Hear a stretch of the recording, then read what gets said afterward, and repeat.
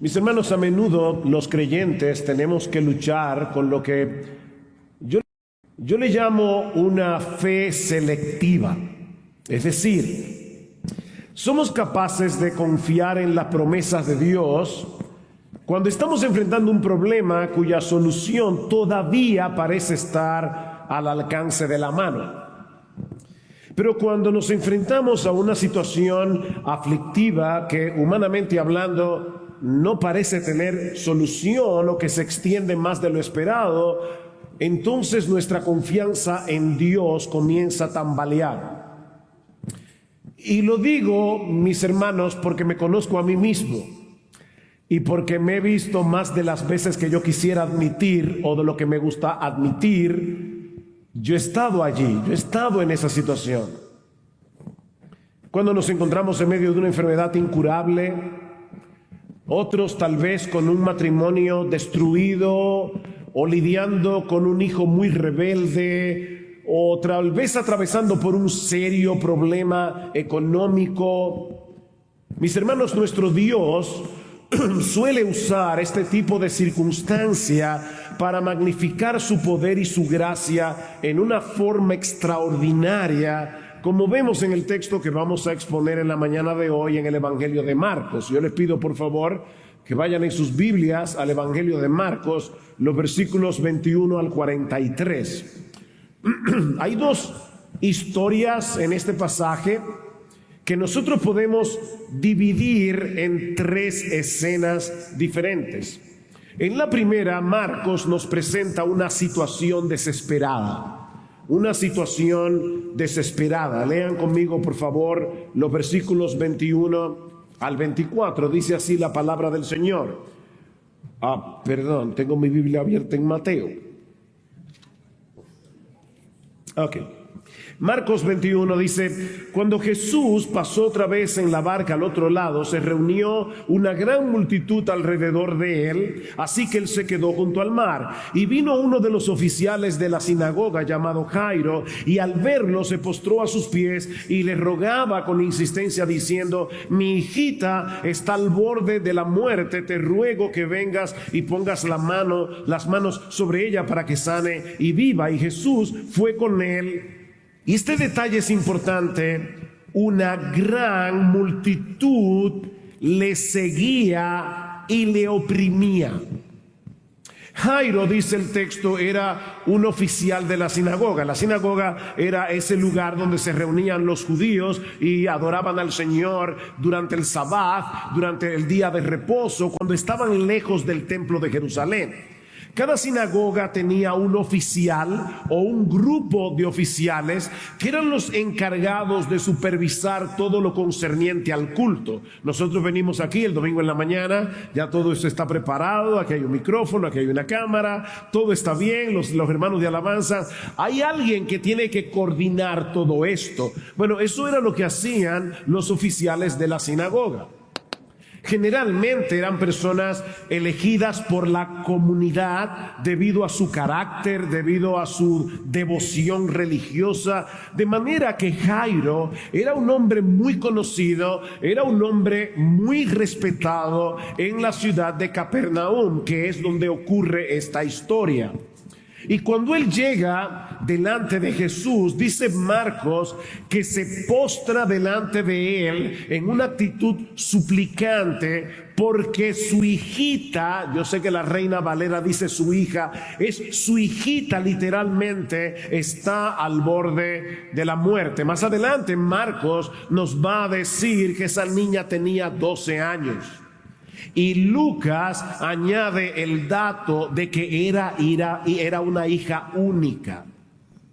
Sin embargo, en medio de esta situación angustiosa, en medio de esta situación desesperada, Jairo cree que Jesús es capaz de sanar a su hija. Ahora, recuerden, hermanos, que fue en la sinagoga de Capernaum donde el Señor sanó a un endemoniado en Marcos capítulo 1, y según los evangelios fue en la ciudad de Capernaum donde Cristo realizó la mayoría de sus milagros. Así que muy probablemente Jairo había visto al Señor Jesucristo hacer cosas portentosas en la ciudad de Capernaum. Y él conocía el poder de Jesús, pero sobre todo conocía la compasión de Jesús. Y por eso le suplica de rodillas delante de todo el mundo. No olviden, aquí hay una gran multitud. Y Jairo le suplica de rodillas delante de todo el mundo que sane a su niña. Ese, de paso, hermanos, es uno de los propósitos de Dios en la aflicción. Hacernos conscientes de nuestra debilidad, hacernos conscientes de nuestra dependencia de Él, para ponernos de rodillas en una actitud suplicante delante del Señor. Hay una frase sumamente conocida de C.S. Lewis, donde él dice: Dios nos susurra en nuestros placeres, nos habla en nuestra conciencia, pero nos grita en nuestros dolores. Dice Lewis, ese es su megáfono para despertar a un mundo sordo. Ahora, aquí tenemos que usar un poco de imaginación. Mis hermanos, lo que Jairo está haciendo era muy arriesgado para un hombre de su posición social, de su posición religiosa.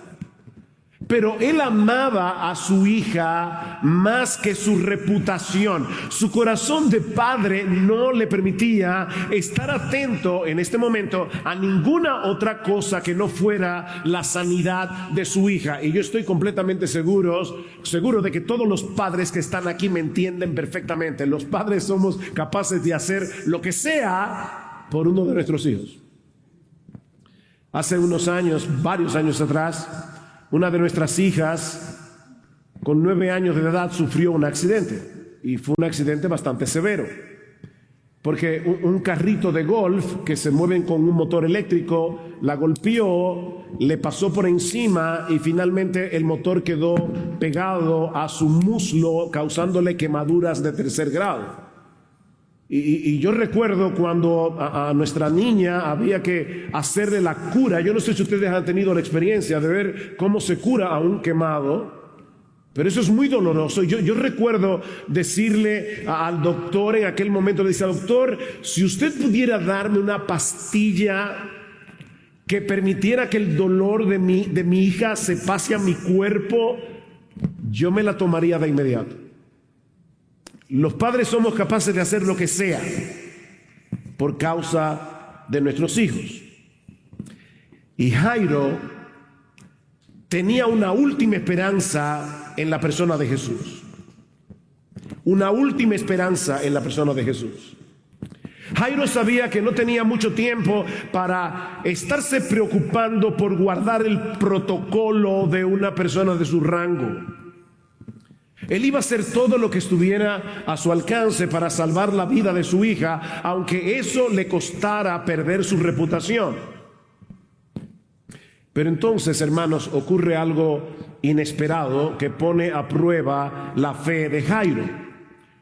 Una mujer enferma se interpone en el camino, deteniendo el avance de Jesús, que recuerden que ya era lento de por sí, porque la multitud lo oprimía.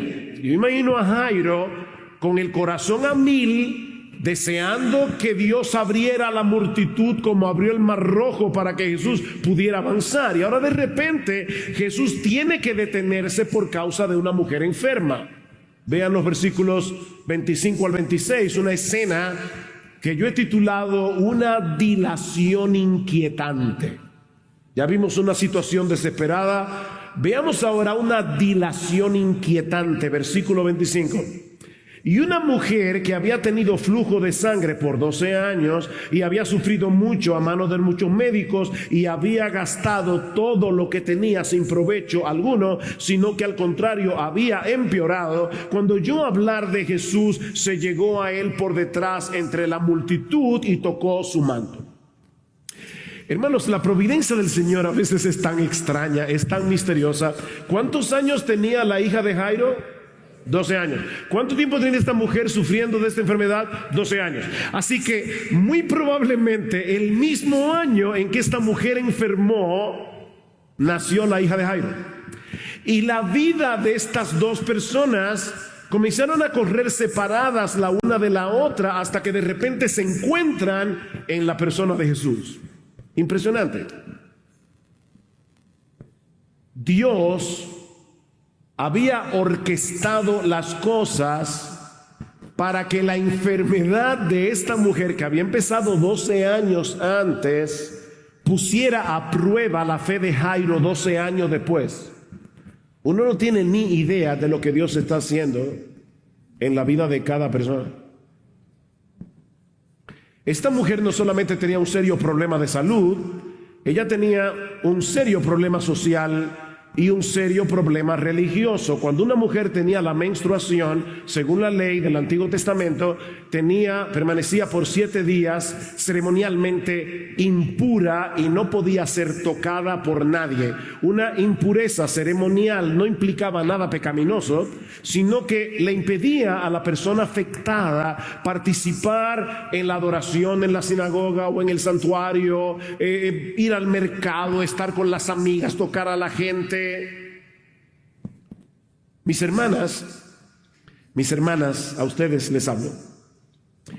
Esta mujer llevaba 12 años sin poder vivir una vida normal.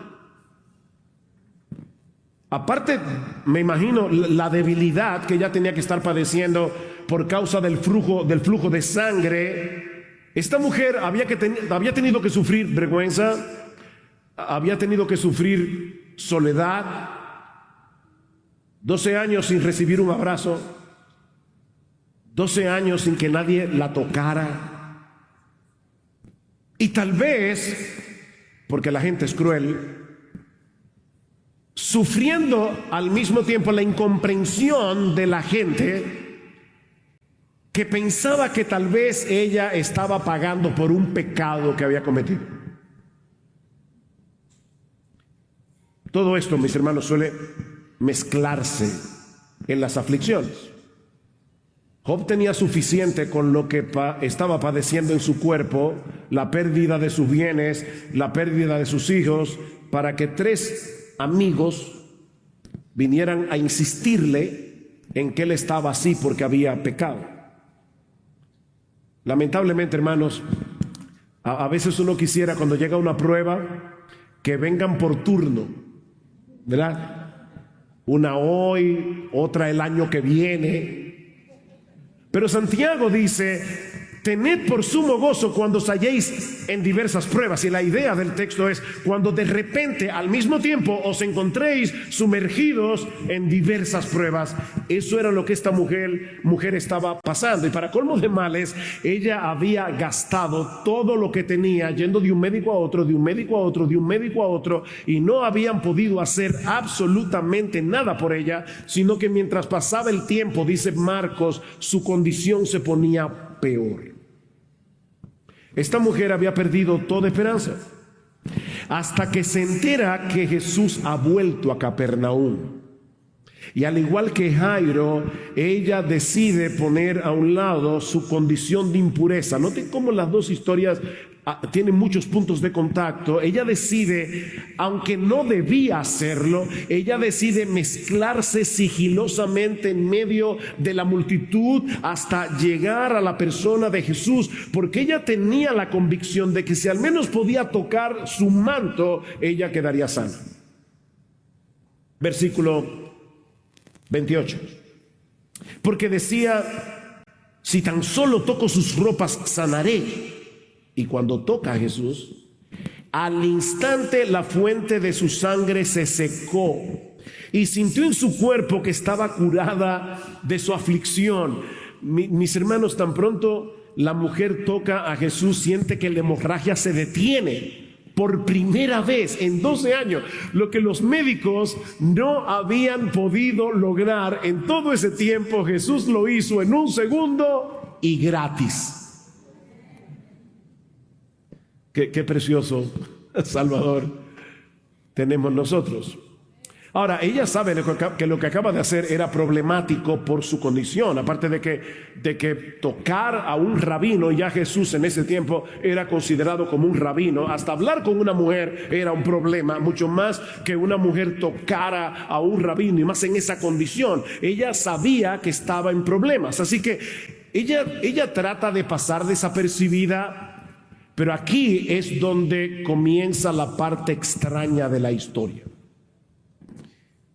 Porque Jesús decide detener a toda la multitud y de repente pregunta: ¿quién me ha tocado? ¿Quién me ha tocado? Ahora, no olviden que ellos van camino a la casa de Jairo, donde hay una niña que se está muriendo. No hay tiempo que perder. Pero en vez de apurarse, Jesús se detiene a conversar con esta mujer. Y yo me imagino a Jairo, por lo menos si fuera yo. Versículo 30. Enseguida Jesús, dándose cuenta de que había salido poder de él y volviéndose entre la gente, dijo: ¿y quién ha tocado mi ropa? Y sus discípulos le dijeron, yo imagino hoy día, ¿what? O sea, ¿ves que la multitud te oprime y dices: ¿quién me ha tocado? Pero él miraba a su alrededor para ver a la mujer que le había tocado. Aparte de que Jesús estaba rodeado de un montón de gente que lo estaba apretujando por todas partes, hay una niña a punto de morir, no olviden eso, y él se detiene a preguntar quién le tocó. Mis hermanos, eso de verdad parece absolutamente absurdo, incomprensible. Pero Cristo quiere que todo el mundo sepa lo que sucedió con esa mujer. Él no iba a permitir que ese milagro pasara desapercibido. Versículo 33. Entonces la mujer, temerosa y temblando, dándose cuenta de lo que le había sucedido, vino y se postró. De nuevo, ¿qué hizo Jairo? Vino y se postró. Esta mujer vino y se postró delante de él y le dijo toda la verdad. Y Jesús le dijo: hija, tu fe te ha sanado, vete en paz y queda sana de tu aflicción. Y hay al menos tres cosas importantes que yo quiero resaltar aquí en estos dos versículos. La primera es que el Señor aprovechó la ocasión para instruir a esta mujer, porque recuerden que ella creía que iba a ser sanada si tocaba la ropa de Jesús, pero la ropa de Jesús no tenía ningún poder para sanar a nadie, como no lo tienen hoy todos esos pañitos y agua bendita que venden por ahí. No tiene poder. Fue por causa de su fe, dice el texto, que fue sanada. De hecho, hermanos, déjenme decirles algo extraño. Tal vez Javier se los ha dicho, los predicadores de esta iglesia. Tampoco la fe tiene ningún poder. Yo digo a la gente que dice: la fe mueve montañas. No, la fe no mueve nada. El que tiene poder es Jesús, no la fe, que actúa en nosotros por medio de la fe. Son dos cosas muy diferentes. Como dice un comentarista, esta mujer tenía una teología débil y una fe fuerte. Así que el Señor aprovechó para corregir su teología, que estaba mal, pero exaltar su fe al mismo tiempo. Lo segundo que hace Jesús, y esto es precioso, hermanos, es declarar públicamente que esta mujer ha sido limpiada. Públicamente, de su impureza ceremonial. Por primera vez en 12 años, esta mujer comenzaría a vivir una vida normal, comenzaría a mezclarse con la gente, comenzaría a ir a la sinagoga, comenzaría a ir al mercado, a conversar con las amigas, a recibir un abrazo. De manera que fue por su propio bien que Jesús no permitió que este milagro pasara desapercibido. Que Jesús quería proclamar: esta mujer está limpia. Pero hay algo más importante aquí. En el versículo 34 hay un juego de palabras que no se ve tanto en español, pero la palabra que se traduce como sanar también se puede traducir como salvar. Es la misma palabra. Ella se había acercado a Jesús para ser sanada, pero había encontrado en cambio sanidad y salvación. Por eso es que Cristo le dice, hija, ahora ella es una hija de Dios. Hija, tu fe te ha sanado, vete en paz. En otras palabras, el shalom de Dios, como lo pensaban los judíos, hija mía, el shalom de Dios ahora está sobre ti. Ahora tú puedes comenzar a disfrutar de la paz, de la bendición, de la bienaventuranza que viene por el hecho de ser hija de Dios. No es simplemente vete en paz. No. Esto es para un judío mucho más profundo que eso. Es vete en el shalom de Dios. Cristo dice, yo he venido para que tengan vida y para que la tengan en abundancia. Y lo que Él está diciendo, hija mía, ahora tú vas a poder comenzar a vivir la vida abundante que yo vine a dar, que yo vine a ofrecer. Por 12 años esta mujer había llevado en su cuerpo un recordatorio de la corrupción que todos tenemos en el alma por causa de nuestros pecados, pero Cristo en un instante había removido no solo su aflicción, sino también su culpa y su vergüenza. Qué precioso Salvador tenemos nosotros, qué glorioso Salvador. Ahora, de nuevo, vamos a imaginar lo que está pasando aquí. Los apóstoles irritados, me imagino sobre todo a Pedro, están irritados. Jairo está nervioso, su angustia va en aumento cada segundo. Su niña está en peligro de muerte. La multitud que rodea a Jesús no lo deja avanzar más rápido. Y ahora Cristo está conversando con esta mujer. ¿Saben, hermanos, que lo que Jesús está haciendo aquí no solo parece irracional, sino también irresponsable? Vamos a suponer por un momento que de repente a la emergencia de un hospital llegan dos casos simultáneamente. Una niña que se está muriendo y una mujer que tiene una enfermedad crónica pero que no es mortal, y el médico decide atender primero a la mujer. Si la niña muere, los padres con todo derecho pudieran denunciar a ese médico ante las autoridades por negligencia médica. Bueno, lo que Jesús está haciendo aquí, a primera vista, Él está siendo negligente. Él está atendiendo un caso que no es grave, no es mortal, y descuidando a una niña que se está muriendo. Por supuesto, mientras tanto pasa lo que Jairo temía. La niña muere. Y eso nos lleva a la tercera escena. Ya vimos una situación angustiosa, una dilación inquietante. Veamos ahora la actuación de Jesús en el momento preciso. La actuación de Jesús en el momento preciso. Versículo 35. Mientras estaba todavía hablando, vinieron de casa del oficial de la sinagoga diciendo: oigan, qué tierno, tu hija ha muerto, ¿por qué sigues molestando al maestro? La verdad que hay personas que tienen un tacto para decir las cosas. Miren, yo me imagino que estas 4 palabras, tu hija ha muerto, tienen que haber sido una daga en el corazón de Jairo. Unos minutos antes había esperanza, pero ya no hay nada que hacer. ¿Por qué tuvo que interponerse esta mujer en el camino? ¿No pudo haber esperado un poco más para ser sanada y darle el chance a una niña que tiene toda una vida por delante? Por lo menos, de nuevo, yo estoy casi seguro de que yo habría pensado así.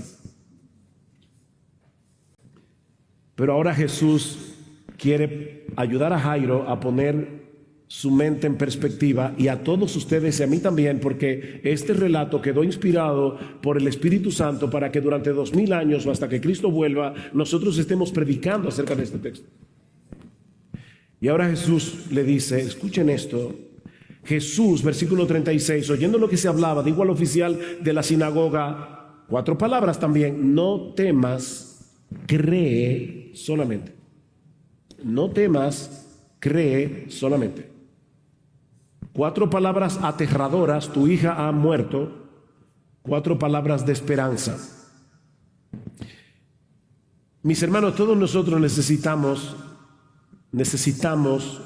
urgentemente que el Señor nos ayude a pensar de una forma apropiada, a pensar a través de la fe, porque la prueba produce turbación. Uno quisiera, ¿verdad?, que en el momento de la prueba lo primero que se dispare sea la fe. Pero ¿saben qué es lo que suele ocurrir? Que en una prueba, cuando llega en el momento, lo primero que se dispara es la duda. No nos gusta reconocerlo, pero es así. A un señor le preguntaron: ¿es usted creyente? Y yo digo: no, dudante. Nosotros tenemos una tendencia a dudar. Se dispara la duda hasta que entendemos que Jesús es confiable, no importa la circunstancia. Mira, mi hermano, yo no sé lo que tú estás pasando, mi hermana, en este momento, pero sea lo que sea, si tú eres creyente, por favor no olvides que Jesús es confiable. Por encima de tu dolor, por encima de tu aflicción, por encima de tu circunstancia aflictiva, Jesús es confiable. Yo no sé si en algún punto de esta historia Jairo llegó a pensar que Jesús no había actuado con la rapidez que el caso ameritaba. Si tan solo se hubiera apresurado un poco más, su hija estaría viva. Pero el Señor sabía que no había ninguna razón para apurar el paso. Las cosas tienen que suceder según la agenda de Dios, no según la agenda de los apóstoles, no según la agenda de Jairo, no según tu agenda, no según la mía. Es la agenda de Dios. Mis hermanos, nuestra noción del tiempo nunca es adecuada cuando nosotros tendemos que evaluar la actuación de Dios. Ustedes saben que cada cultura tiene una noción particular del tiempo, y eso impacta considerablemente la manera como reaccionamos. Por ejemplo, los dominicanos somos súper puntuales. Tú invitas a un dominicano a una reunión a las 8 y llega a las 9 en punto. Y yo no sé cómo es aquí en El Salvador. ¿Ustedes son iguales? Más o menos. Ahora, imagínate por un momento que se están casando una dominicana y un inglés. Yo estuve en Londres el año pasado y a mí me sorprendía cada vez que iba a tomar un tren, decía: llega a las 9:04. Yo decía: no puede ser a las 9:05, redondo, no. Y yo lo probaba con el 9:04, ¡pam! Ahí llegaba el tren. Impresionante.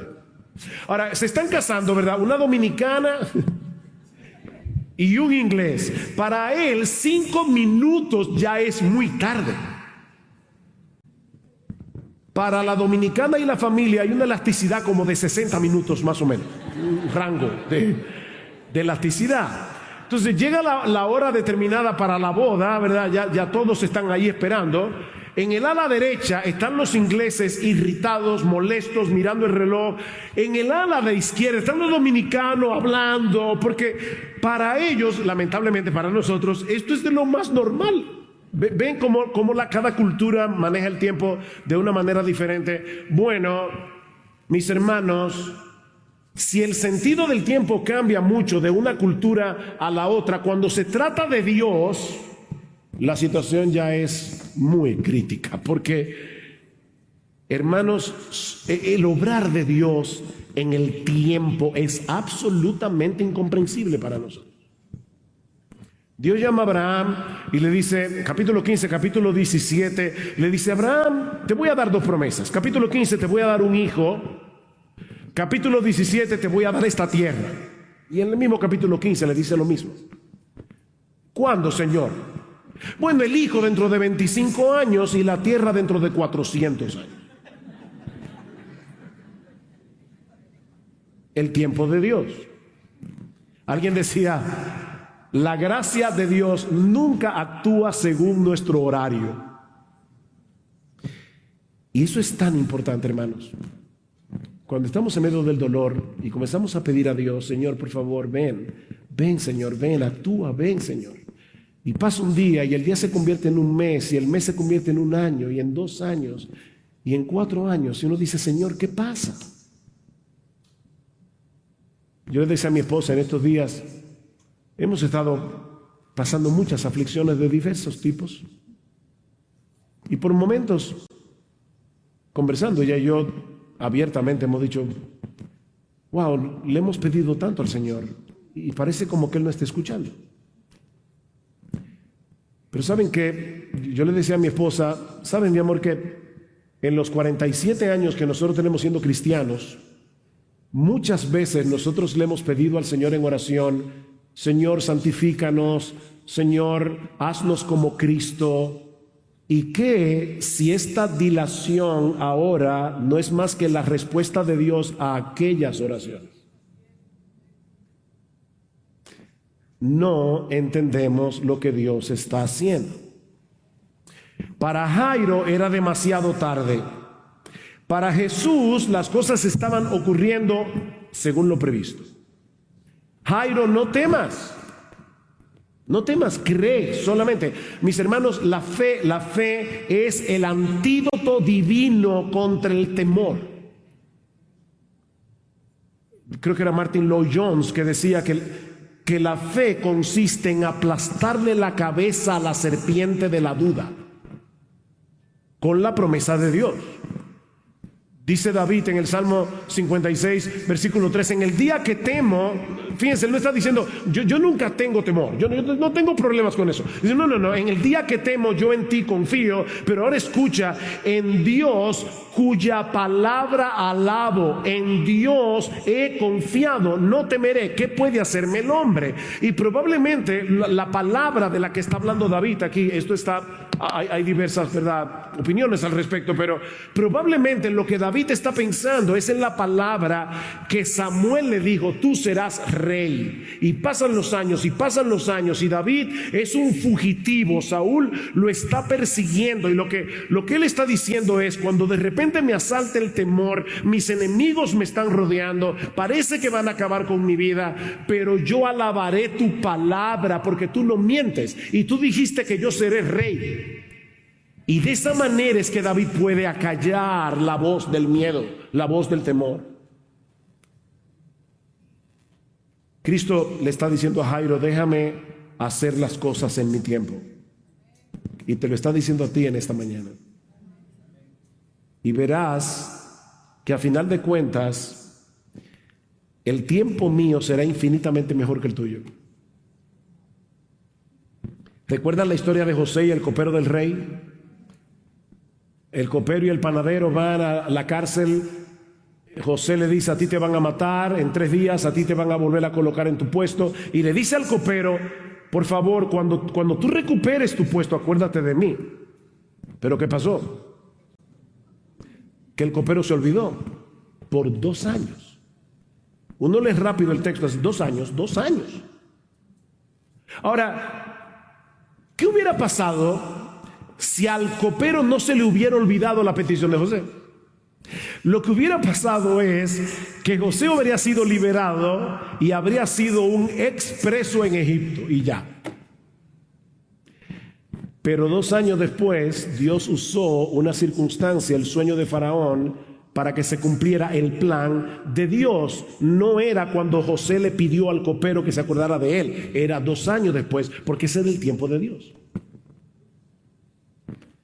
Ahora, contra toda posibilidad razonable, Jairo decide confiar en Jesús. Y yo espero, mi hermano, mi hermana, que el Señor use este mensaje para ayudarte en ese sentido, porque dice en el versículo 37, y no permitió que nadie fuera con él, sino solo Pedro, Jacobo y Juan, el hermano de Jacobo. Fueron a la casa del oficial de la sinagoga y Jesús vio el alboroto y a los que lloraban con él y se lamentaban mucho. En los días del Señor, y de hecho todavía aún en América Latina eso pasa, hay lloronas profesionales, se llaman plañideras. en nuestro país hubo un dictador, Rafael Leonidas Trujillo Molina. Gobernó el país con mano de hierro por 31 años.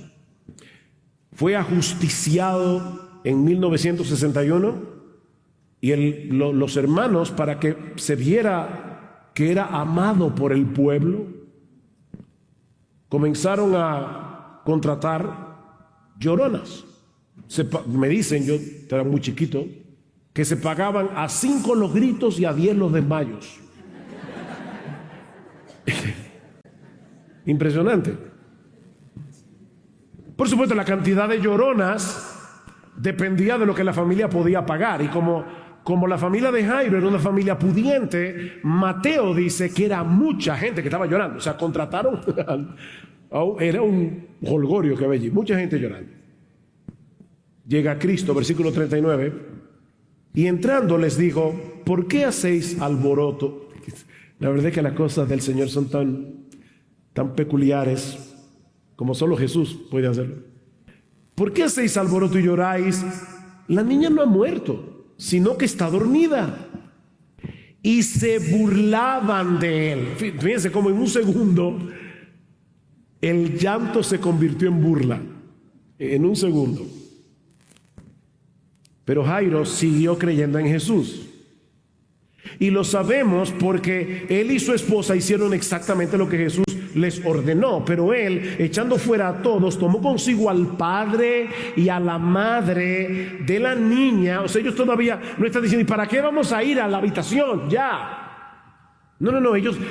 Señores, por favor, piensen en eso. Su niña muerta está en esa habitación. Y Jesús le dice: Jairo, no te preocupes, cree. Solamente no tengas temor. Ven conmigo, ven, vamos. Dile a tu esposa para que vayamos juntos, entremos a la habitación. Tu niña está dormida, yo voy a despertarla, no te preocupes por eso. Y entró donde estaba la niña. Y tomando a la niña por la mano le dijo: Talita cum, o cumi, que traducido significa: niña, a ti te digo, levántate. Ese relato me enternece mucho. De nuevo, lo que está pasando aquí, hermanos, es una mezcla de poder, compasión, ternura, todo al mismo tiempo.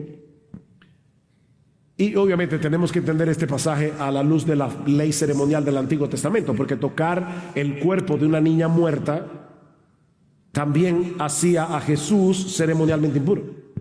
Pero si notaron en el texto, Jesús no toma eso en cuenta y le toma la mano a la niña. Ese dato es importante.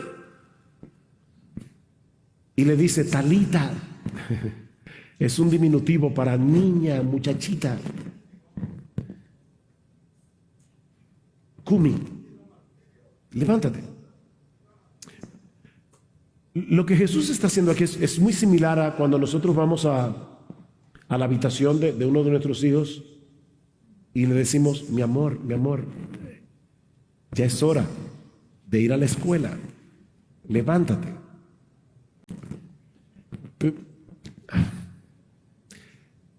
La palabra de Jesús es tan poderosa que cuando Él habla, los muertos oyen y vuelven a la vida.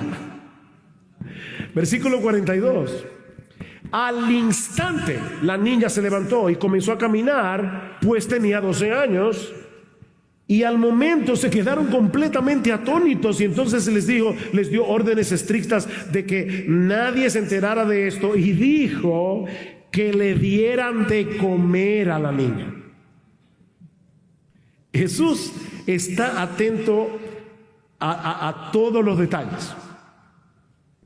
Él sabía que muy probablemente durante la enfermedad la niña había estado inapetente, pero ahora de repente está sanada, completamente sanada, y vuelve a tener la energía y el apetito de un adolescente.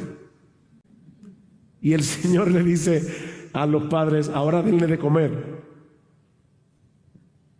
El milagro de restauración había sido completo. Ahora, yo no vine aquí a El Salvador a contarles una historia que está en la Biblia. Yo vine a predicar. Hermanos, ¿qué aprendemos de esta historia? Hay varias cosas que ya hemos dicho, pero déjenme decir algunas más, breves. Más allá de la compasión que Cristo le mostró a esta mujer con el flujo de sangre y a la familia de Jairo, estos dos milagros funcionan como una representación visible del Evangelio. Jesús tuvo que entrar en contacto con nuestras impurezas para que nosotros fuésemos purificados, y Él permanecía puro. Cuando la mujer con flujo de sangre tocó a Jesús, en vez de hacerlo a él impuro, ella quedó ceremonialmente purificada. Y lo mismo sucedió con la hija de Jairo. En vez de contaminarse al tocar su cuerpo muerto, el toque de la mano de Jesús hizo que la niña volviera a la vida. ¿Saben que en cierto modo todos nosotros por naturaleza tenemos el mismo problema de esta mujer y de esta niña? Todos nosotros somos impuros, todos nosotros estamos corrompidos por causa de nuestros pecados, y todos nosotros estamos muertos en nuestros delitos y pecados cuando no éramos creyentes. Y así como la hija de Jairo no podía resucitarse a sí misma, y así como la mujer de flujo de sangre no podía sanarse a sí misma y purificarse a sí misma, mi amigo, si tú estás aquí y tú aún no has creído en Cristo, no te has arrepentido de tus pecados, no hay nada que nosotros podamos hacer por nosotros mismos para resolver esos dos problemas delante de Dios. Estamos muertos, somos impuros. La buena noticia del Evangelio es que el Hijo del Hombre se hizo hombre para mezclarse con nuestras impurezas sin ser contaminado por ellas, y luego morir en una cruz como si Él hubiera cometido tu pecado, tus pecados, tus pecados, tus pecados, mis pecados. Recibir la ira de Dios. Cristo le dijo: Padre, trátame a mí como un mentiroso, trátame a mí como un adúltero, trátame a mí como un adicto a la pornografía, trátame a mí como un violador, trátame a mí como un asesino, trátame a mí como un adúltero. Castígame tú, Señor, a mí, para que ellos puedan ser librados. Eso fue lo que sucedió en la cruz. Al que no conoció pecado, por nosotros, a él Dios lo hizo pecado, para que nosotros fuésemos hechos justicia de Dios. Justicia de Dios en él, mi hermano.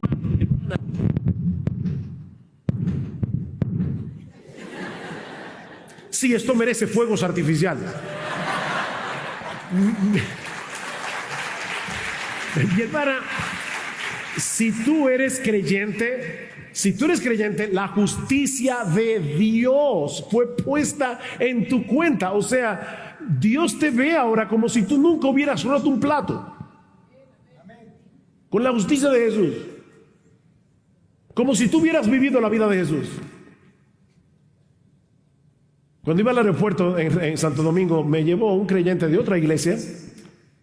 Y él me decía: bueno, hay que perseverar, porque si no uno como que pierde la salvación. Y yo le decía: mi hermano, espérate. Déjame decirte una cosa, el hecho de que tú seas salvo no depende de ti, depende de Jesús. Déjame hacerte una pregunta. Hay dos mandamientos, los mandamientos más importantes: amarás al Señor tu Dios con todo tu corazón, con toda tu alma, con toda tu mente, con todas tus fuerzas, y al prójimo como a ti mismo. Tú haces eso, estaríamos perdiendo la salvación todo el tiempo. Pero cuando Dios nos ve unidos a Jesús, escondidos en Jesús, Él nos ve como personas que lo amamos con todo nuestro corazón, con toda nuestra alma, con toda nuestra mente, y al prójimo como a nosotros mismos. Obviamente no te lleves de eso para dejar de amar a Dios y para dejar de amar al prójimo. Todo lo contrario, eso más bien nos impulsa a actuar por gratitud, pero no para ganarnos la salvación, no para mantener la salvación. Bueno, de la misma manera necesitamos abrazar a Jesús por la fe, como esta mujer, para ser librados del poder, la vergüenza, la condenación del pecado. Mi amigo, ¿en qué cosa tú tienes puesta tu esperanza cuando te toque la hora de la muerte? Porque si no es en la persona y la obra de Jesús, tú estás engañado.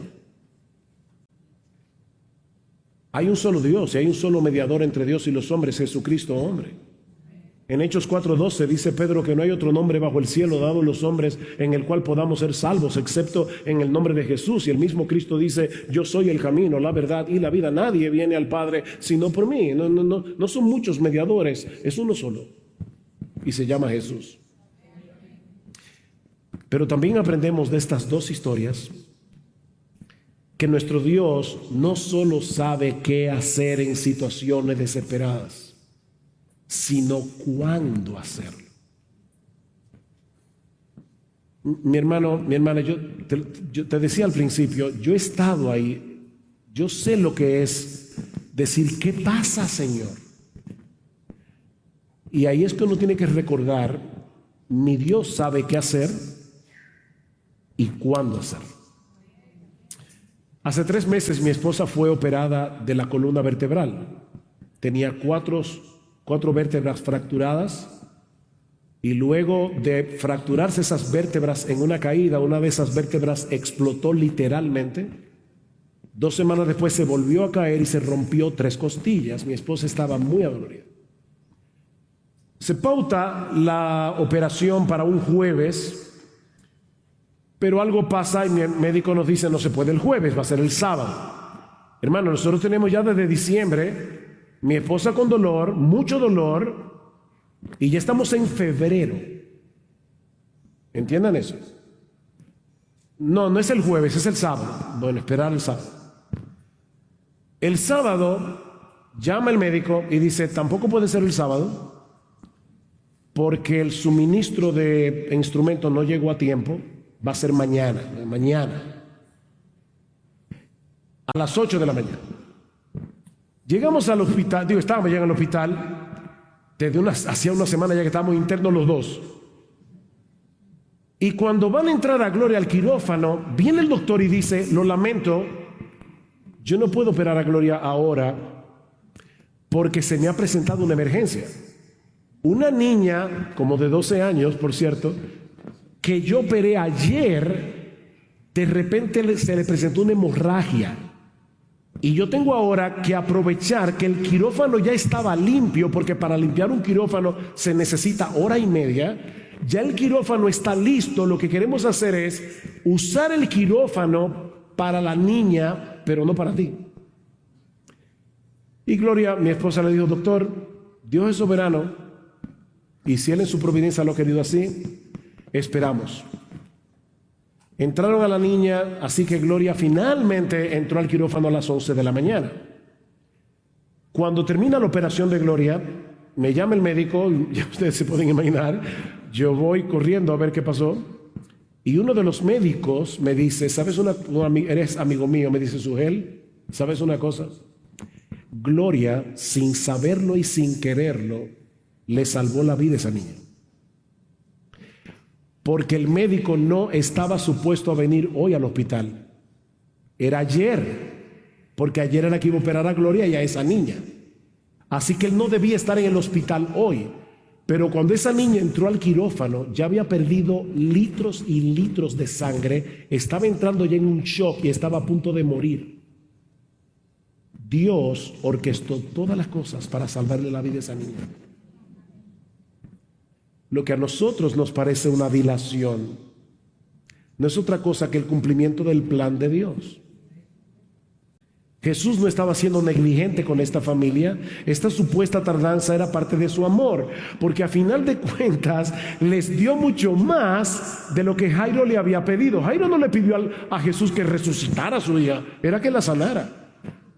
Y el Señor le dio la oportunidad de verlo levantar a un muerto. Wow. Fortalecer su fe y revelársele más ampliamente. No, mi hermano, mi hermana, no es por negligencia que Él no se apresura cuando nosotros queremos que Él vaya más rápido. Es por amor. Si somos honestos, la razón por la que nos abatimos y desesperamos en medio de las pruebas, y sobre todo cuando son muy largas, es por nuestra falta de fe. Y en cierto modo, y yo sé, no quiero echarle vinagre a tu herida, pero en cierto modo es por nuestra arrogancia, porque aunque no lo decimos con palabra, la actitud del corazón es, óyeme, si Dios me hiciera caso. Como si tú y yo tuviéramos un mejor plan que el suyo, o tuviéramos más sabiduría. Y Dios en su amor nos hace esperar para ayudarnos a tener una perspectiva correcta de la realidad y darnos la oportunidad de fortalecer nuestra fe haciendo uso de ella, porque para fortalecer la fe hay que usar la fe. Y para usar la fe hay que confiar cuando todo parece que se está destruyendo pedazos. Él no siempre nos dará lo que queremos, pero siempre nos dará lo que necesitamos. Dios siempre hace lo que es mejor para su gloria y para nuestro bien. Señor, quítame este aguijón, le dice Pablo. Si yo tuviera una mejor salud, Señor, fundaría yo no sé cuántas iglesias. No, Pablo, bástate mi gracia. Bástate mi gracia. Cada vez que leo ese texto me acuerdo de Spurgeon, porque dice Spurgeon que una vez él iba camino a predicar. Yo no sé cuándo yo comencé a predicar, por cierto. Yo me pasé. No. Spurgeon, una vez al año no hace daño. Spurgeon va camino a predicar y él está nervioso, el gran predicador Spurgeon está nervioso porque él sabe la responsabilidad que predicar la palabra, y dice él, hasta que entendió la ironía de ese texto, bástate mi gracia, y comenzó a reírse. Mis hermanos, ¿de qué tamaño es la gracia de Dios? Del tamaño de Dios, porque la gracia es una característica de Dios.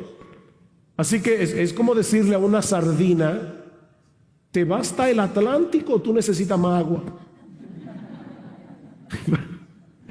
Bástate mi gracia, mi poder se perfecciona en la debilidad. Y ahora, mi pregunta a ti ahora es, mi hermano, mi hermana, ¿tú estás dispuesto a confiar en Jesús incluso cuando tú no entiendes lo que Él está haciendo?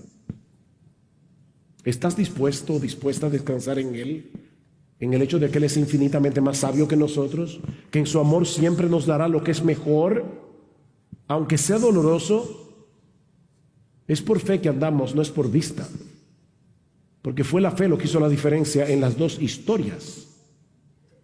No temas, cree solamente.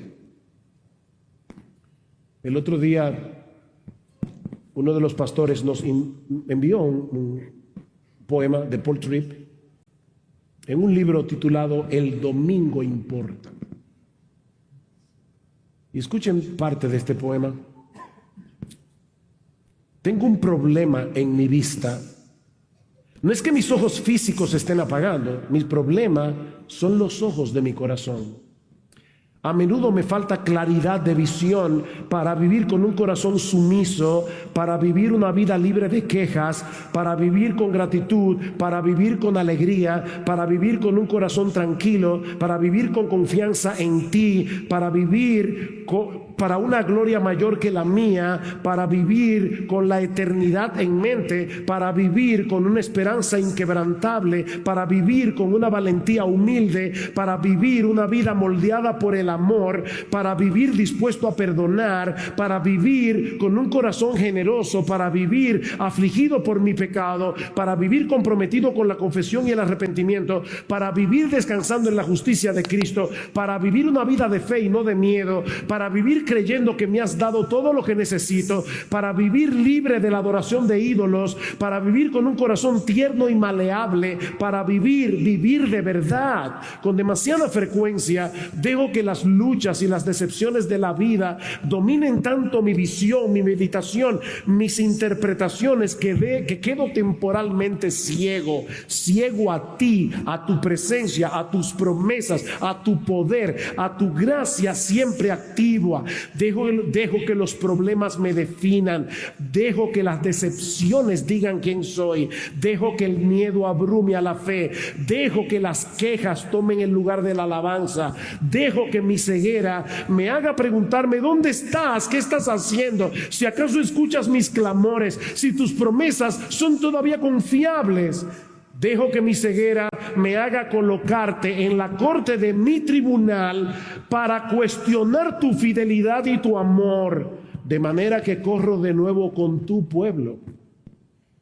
no solo para cantar canciones de redención, no solo para escuchar la instrucción de tu palabra, sino para que, ayudado por estas cosas, pueda abrir los ojos de mi corazón, pueda contemplar tu belleza una vez más, pueda tener una visión corregida una vez más, pueda verte una vez más en la gloria de tu esplendor, en la majestad de tu gracia, y habiendo contemplado tu belleza, postrarme en gozosa rendición y levantarme a vivir con la esperanza restaurada y el coraje de una fe renovada.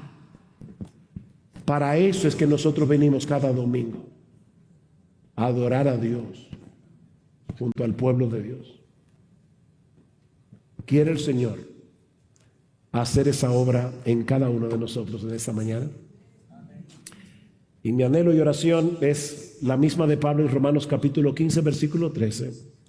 Que el Dios de esperanza os llene de todo gozo y paz en el creer, para que abundéis en esperanza por el poder del Espíritu Santo.